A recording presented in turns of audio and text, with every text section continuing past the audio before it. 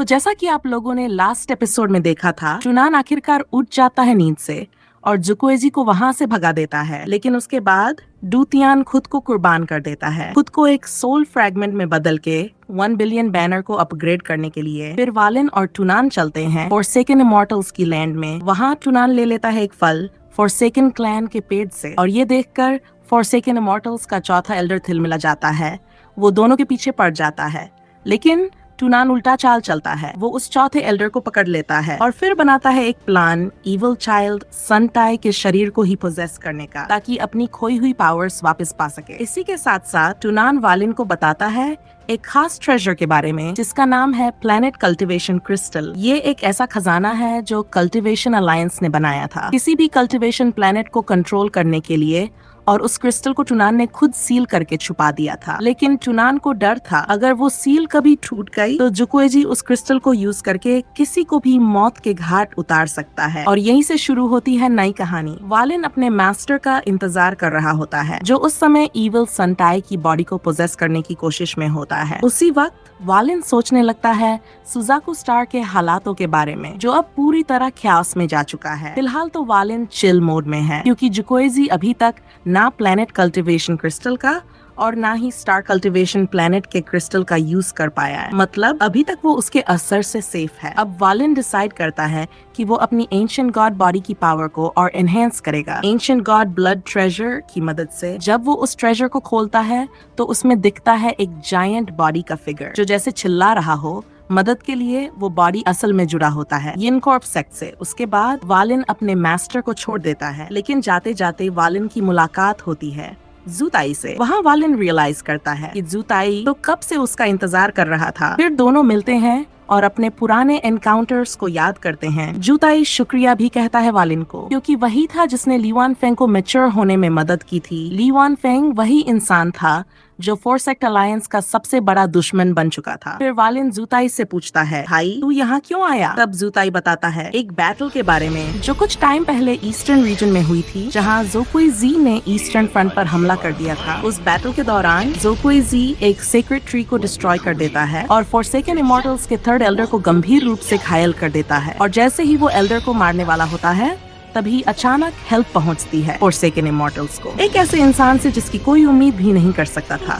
Simba यूको। हाँ भाई, वही सिम्बा यूको जिसने कभी वालिन की हेल्प की थी सोल फॉर्मेशन रेल्म तक पहुंचने में। इस बात से ज़ोकुएजी पूरी तरह शॉक हो जाता है, क्योंकि सिम्बा यूको पहले उसका फेलो डिसाइपल था और एक समय पर नेक्स्ट सुजाकुजी बनने का सबसे बड़ा दावेदार भी। लेकिन किसने सोचा था कि सिम्बा यूको निकलेगा फॉरसेकन इमॉर्टल्स का मेंबर, और सिंपल मेंबर नहीं भाई, सीधा सेकंड एल्डर। उसी बैटल में यूकोएजी आता है और ज़ोकुएजी को एक बड़ी चोट देता है, लेकिन उसे मारने के बजाय यूकोएजी ऑफर करता है एक डील।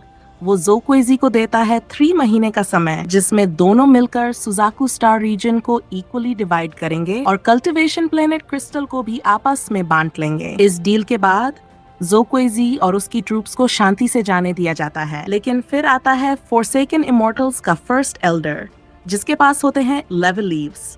वो आता है यूकोएजी के सामने पूरा गुस्से में, क्योंकि उसे लगता है यूकोएजी ने गलती की, ज़ोकुएजी को मारकर खत्म क्यों नहीं किया। तब यूकोएजी कामली बताता है ज़ोकुएजी के पास अब भी कल्टिवेशन प्लैनेट क्रिस्टल का एक टुकड़ा है। अगर उसे मार दिया गया तो वो क्रिस्टल को डिस्ट्रॉय भी कर सकता है, और अगर ऐसा हुआ तो उस क्रिस्टल के अंदर मौजूद सारे हाफ सोल्स, जिनमें फॉरसेकन इमॉर्टल्स के कई मेंबर्स भी शामिल हैं, सब बर्बाद हो जाएंगे। इसलिए ज़ोकुएजी को जिंदा रखना ही ज्यादा समझदारी थी। यूकोएजी को पूरा भरोसा था कि 3 महीने में ज़ोकुएजी को मानना ही पड़ेगा, क्योंकि उसके पास कोई और ऑप्शन नहीं बचेगा। और बाय यूकोएजी तो ज़ोकुएजी को अच्छे से जानता था। वो इतना सेल्फिश था कि उसने अपने ही मास्टर 13th सुजाकुजी को मार डाला था, सिर्फ सुजाकुजी की पोजीशन पाने के लिए। यूकोएजी ने अपने ग्रैंड प्लान के लिए पहले ही 4 डिसाइपल्स को ट्रेन कर लिया था, जो उसे पूरा सपोर्ट देने वाले थे सुजाकू स्टार को कंट्रोल करने में। और फिर शुरू होता है फॉरसेकन इमॉर्टल्स का फुल ऑन असॉल्ट। वो सुजाकू स्टार के अलग अलग हिस्सों पर अटैक करते हैं, 4th टियर से लेकर 5th टियर नेशंस तक को तबाह कर देते हैं और एक ह्यूज हिस्सा अपने कंट्रोल में ले लेते हैं। उसके बाद जुवुताई पूरा सीन रिकाउंट करता है वालिन को और बताता है उन 4 डिसाइपल्स के बारे में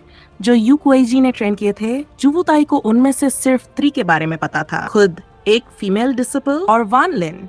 जुवुताई बताता है कि उसे और उस लड़की को खास तौर पर ट्रेन किया गया था। जू कुएजी के 2 डिसाइपल्स लियू मेई और चियान फेंग के खिलाफ लड़ने के लिए और वान लिन के बारे में उसे युआन फेंग ने खुद बुलाया था यू कुएजी से मिलने के लिए, एक खास टेक्निक सीखने के लिए। लेकिन जब जू वुताई ने वान लिन को कहा भाई चल यू कुएजी से मिल, तो वान लिन ने साफ मना कर दिया। बोला मुझे कोई इंटरेस्ट नहीं है उससे मिलने का। जू वुताई ने उसकी बात मान ली और बदले में उसे दिया एक गिफ्ट, 1000 जेड टोकन्स, जिनमें लियू मेई की एबिलिटीज की पूरी जानकारी थी। बेस्ड ऑन जू वुताई का अपना बैटल एक्सपीरियंस, वान लिन ने उसका शुक्रिया अदा किया और दोनों अपने रास्ते चल दिए। उसके बाद वान लिन चला गया यिन कॉर्प सेक्ट की टेरिटोरी में, जहां उसकी मुलाकात होती है एक गार्डियन से जिसका नाम था यू डाओ। वान लिन ने टाइम वेस्ट नहीं किया, सीधा हमला कर दिया।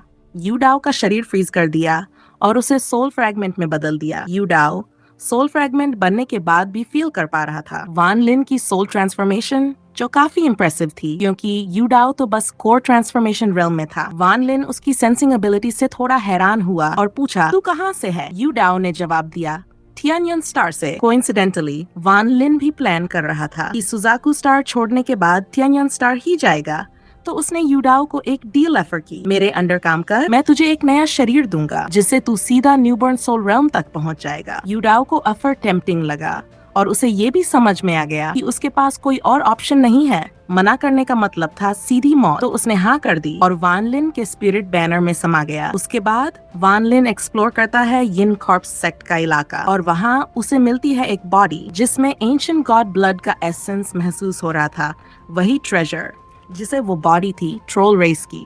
और सरप्राइजिंगली वो बॉडी अभी भी कॉन्शियस थी और वान लिन से मदद की भीख मांग रही थी। वो चिल्ला चिल्ला के कह रही थी प्लीज मुझे छुड़ा लो ट्रोल क्लैन और फॉरसेकन इमॉर्टल्स के कंट्रोल से। लेकिन भाई वान लिन को इससे कोई फर्क नहीं पड़ता, उसे तो बस वो एंशिएंट गॉड ब्लड चाहिए था। पर ट्रोल रुकता नहीं, वो और भी टेम्पटिंग ऑफर्स देता है। बोलता है कि उसकी बॉडी एक स्टार कंपास की तरह काम करती है, उसके बोन मैरो में और भी ज्यादा पावरफुल एसेंस है और अगर वान लिन उसकी मदद करता है तो वो हमेशा उसका वफादार रहेगा। वान लिन थोड़ी देर सोच में पड़ जाता है, इतना फ्रेंडली क्यों बन रहा है ये ट्रोल? तो उसने पूछ लिया क्यों? तब ट्रोल ने अपना नाम बताया, रेजी। बोला वो कभी फॉरसेकन इमॉर्टल्स के खिलाफ लड़ा था, लेकिन फिर फर्स्ट एल्डर वही 11 लीव्स वाला उसे हराकर यिन कॉर्प सेक्ट के पास बंदी बना दिया। टर्न्स आउट यिन कॉर्प सेक्ट और फॉरसेकन इमॉर्टल्स सीक्रेटली मिलके काम कर रहे थे। रेजी का पूरा फ्यूचर दोनों फैक्शंस ने बर्बाद कर दिया था, लेकिन वान लिन उस पर फुल ट्रस्ट नहीं करता। उसे लगता है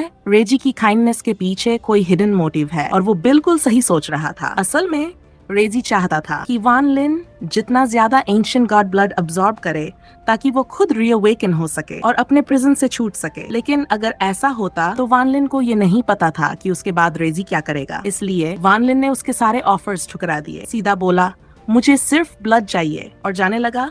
पर तभी उसके सामने आती है फॉरसेकन इमॉर्टल्स की 3rd एल्डर, एक औरत जिसका नाम है जी मेई। जी मेई अप्रिशिएट करती है कि वान लिन रेजी के लालच में नहीं फंसा, लेकिन उसके अपने इंटेंशंस होते हैं। वो कोशिश करती है वान लिन को सिड्यूस करने की ताकि उसकी सोल ट्रांसफॉर्मेशन रेल्म वाली बॉडी को अपने फायदों के लिए यूज कर सके। लेकिन इससे आगे की कहानी हम अगले एपिसोड में देखेंगे। अगले हफ्ते जारी रहेगा ये जबरदस्त सफर। और जाते जाते एक रिमाइंडर, ये कहानी पूरी तरह फिक्शनल है, सिर्फ एंटरटेनमेंट के लिए बनाई गई है और एक चाइनीज नॉवल पर बेस्ड है। शुक्रिया दोस्तों जो आपने वीडियो एंड तक देखा।